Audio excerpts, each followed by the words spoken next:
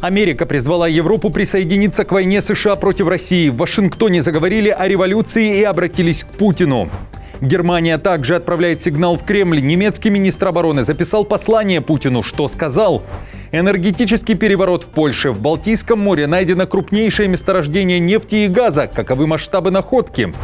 Китай, Россия и Иран объединяются. 22 июля проходят срочные переговоры в Тегеране. Почему это происходит после того, как в Москве побывал советник высшего руководителя Ирана Али Хаменеи? Хочешь пособие? Бери автомат. В Литве безработных могут обязать вступать в союз стрелков ради денег и гражданского долга. Зеленский вызывает Путина на встречу, а США готовят арест президента. Досмотрите. Всем привет, это «Время Прядко». Коротко, четко и по делу о том, о чем говорят в мире. Если вам есть что сказать, делитесь своими мыслями и отвечайте на мои вопросы в комментариях. За лайк и подписку буду особенно благодарен. Время начать.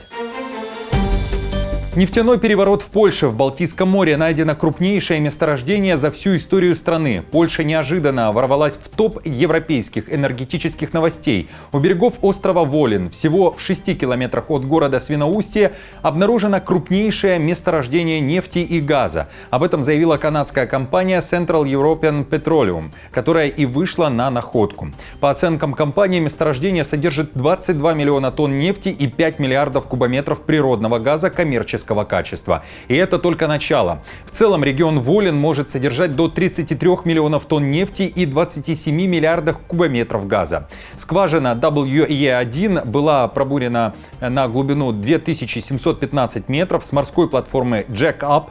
Тесты подтвердили наличие 62-метровой колонны углеводородов в перспективном геологическом слое главного доломита, уточняет компания-оператор. На фоне европейского энергокризиса и геополитических турбуленций это открытие может стать козырем Варшавы как в вопросах энергетической независимости, так и в переговорах с партнерами и поставщиками, пишет западная пресса. Business Insider отмечает, что объявленное Central European Petroleum Limited открытие касается только одной скважины. Общие запасы в рамках всей концессии Ваулин, как ожидается, составят 27 миллиардов кубических метров газа и 33 миллиона тонн нефти. Это более чем в 2 раза превысит нынешние запасы нефти Польши.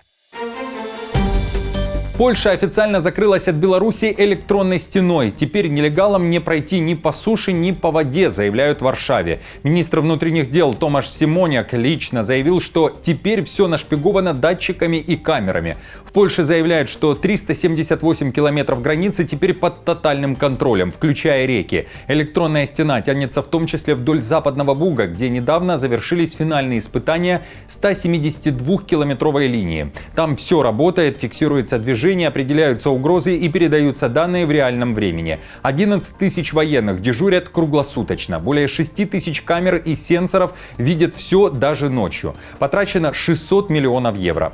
Накануне глава МВД Германии Александр Добринт приехал на границу и лично похвалил Польшу, назвав ее действия примером защиты шенгенской зоны.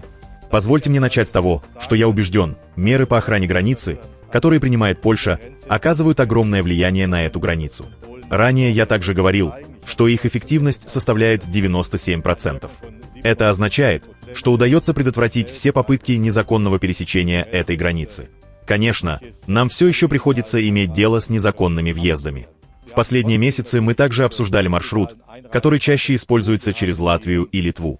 Нелегальная миграция через эти государства также имеет место.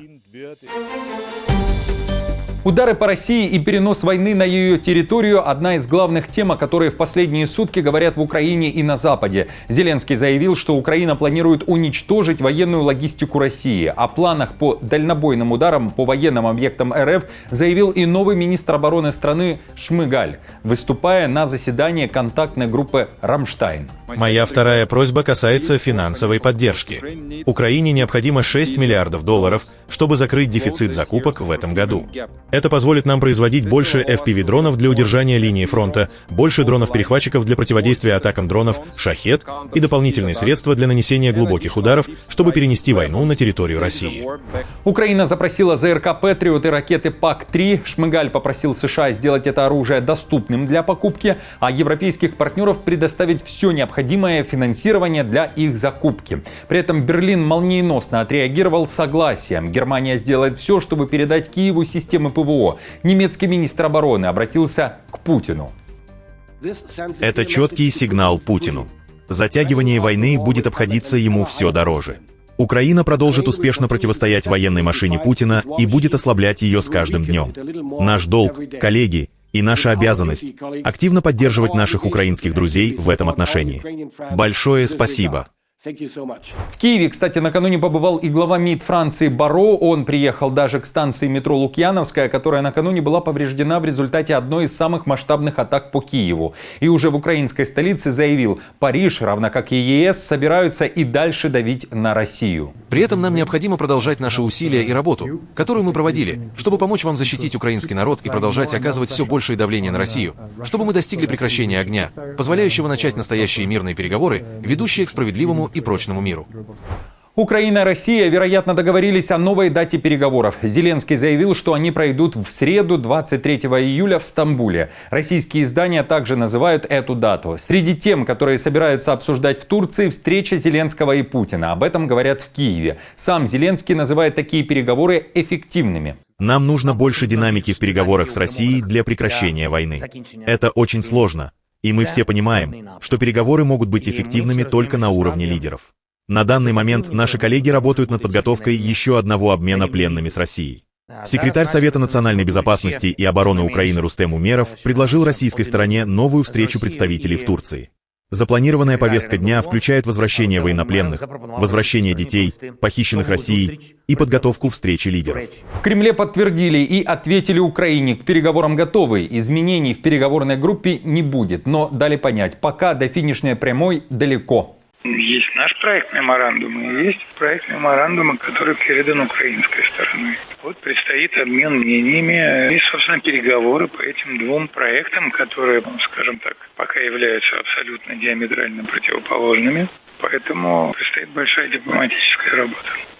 И уже не о дипломатии говорят в США. За сутки там дважды резко обратились к Путину в ультимативной форме. Америка призвала Европу присоединиться к войне США против России, к войне тарифной. Министр финансов США Скотт Бессент заговорил о революции. Президент Трамп в одиночку изменил парадигму, потому что в этом законопроекте есть положение. Мы пока не знаем, какой будет срок – 10, 30 или 50 дней. Но любая страна, покупающая санкционированную российскую нефть, будет подвергаться вторичным тарифам до 100%. Теперь Сенат США согласен с президентом Трампом, что тарифы – это средство достижения политических целей. Это революционно. Президент Трамп изменил дискурс. Я призываю наших европейских союзников, которые много говорят, последовать нашему примеру, если мы введем эти вторичные тарифы. При этом ранее автор того самого законопроекта об антироссийских санкциях Линдси Грэм вообще не подбирал слов и дал понять, что США готовы ударить по России и лично по Путину. Путин. Теперь твоя очередь. Дональд Трамп – это Скотти Шефлер американской политики и внешней дипломатии, и он собирается надавать тебе по заднице. Трамп введет тарифы на нефть из России, покупаемую Китаем, Индией и Бразилией. Эти три страны закупают около 80% дешевой российской нефти, которая и поддерживает военную машину Путина. Трамп собирается ввести 100% тариф на все эти государства, наказывая их за помощь Путину. Путину наплевать на санкции и на своих солдат, но Китай, Индия и Бразилия скоро встанут перед выбором: американская экономика или помощь Путину. Я думаю, они выберут американскую. А вы как считаете, какую экономику они выберут? Напишите в комментариях, а я, как всегда, напомню, для меня важен каждый ваш лайк и подписка. Спасибо большое тем, кто вместе со мной уже длительное время, а я продолжаю. Тегеран, Москва и Пекин объединяются перед датой возможного удара Запада. 22 июля в Тегеране состоится экстренная трехсторонняя встреча представителей Ирана, Китая и России на фоне угрозы повторного введения санкций ООН из-за ядерной программы Исламской Республики. Об этом заявил официальный представитель МИД Ирана Исмаил Багаи. Новые санкции обещают Евротройка, Франция, Германия и Великобритания, если до конца августа Иран не покажет прогресса в выполнении условий ядерной сделки 2015 года. года.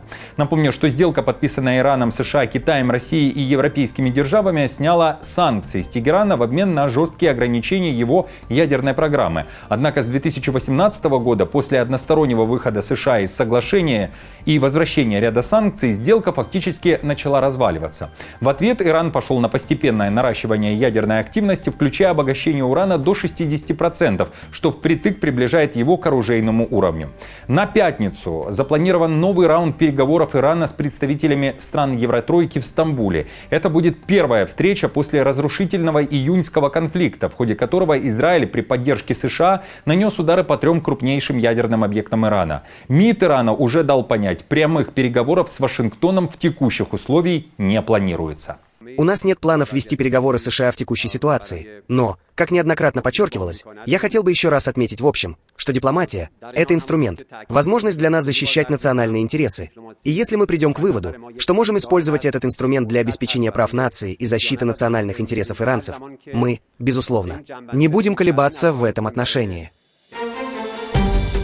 В Европе продолжают говорить о войне между РФ и НАТО. В Бельгии, например, уверены, что это не будет масштабное наступление на страны Альянса. Министр обороны Бельгии заявил, что Москва собирается использовать сценарий 11-летней давности, упоминая при этом Донбасс.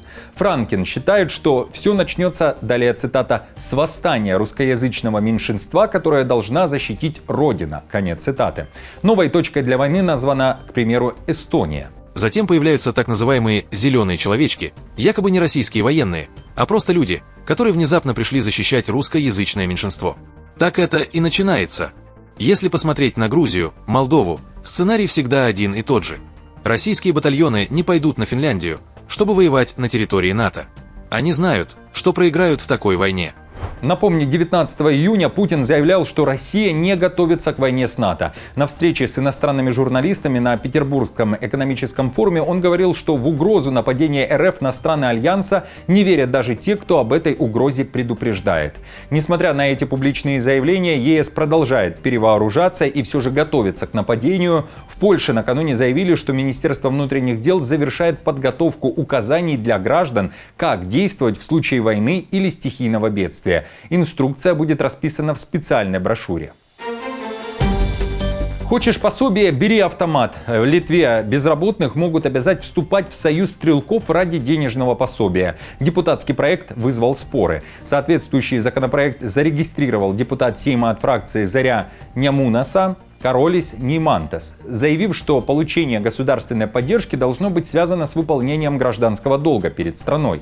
Суть инициативы проста, но резонансна. Чтобы получать пособие по безработице, нужно не только иметь достаточно страховой стаж, но и быть членом Союза стрелков Литвы, добровольной военизированной организации, поддерживающей обороноспособность страны и подчиненной правительству. Согласно его предложению, человек должен подать заявление на вступление в организацию и активно участвовать в ее деятельности на протяжении всего срока получения пособия. Само членство не ограничено по времени, и его прекращение, по сути, может повлечь потерю права на пособие. Мы предлагаем, чтобы право на пособие по безработице имели не только люди, имеющие необходимый страховой стаж, но и состоящие в Союзе стрелков. Ищущий работу человек должен подать заявление, все необходимые документы для вступления в Союз стрелков и активно участвовать в его деятельности. 44-й президент США Барак Обама в тюремной робе и за решеткой. Это одна из обсуждаемых тем на американском телевидении. Арестом Обаме пригрозил Трамп. Видео, сгенерированное искусственным интеллектом, на котором бывшего главу Белого дома задерживают просто в овальном кабинете и отправляют в тюрьму, нынешний президент опубликовал на своих страницах в соцсетях. На экране Обама появляется в оранжевой робе, внизу подпись «Никто не выше закона». Видео появилось спустя несколько дней после того, как разведка США обнародовала доклад. Администрация Обамы, вероятно, знала, что Россия не влияла на выборы 2016 года, но скрыла это, чтобы ударить по репутации Трампа.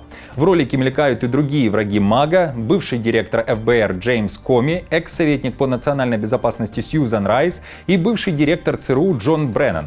А в отдельном клипе появляется сама смерть с косой, заявляя, что перед нами самый масштабный политический обман в истории США. Кроме того, Трамп дал совет Обаме нанять адвоката, тем самым намекая на возможный и скорый арест. Друзья, хорошего вам дня. Не забудьте подписаться на канал и поставить лайк этому видео. Оставляйте также свои комментарии под этим видео. И я напомню, новости за неделю собраны в плейлист. Переходите и смотрите. До встречи.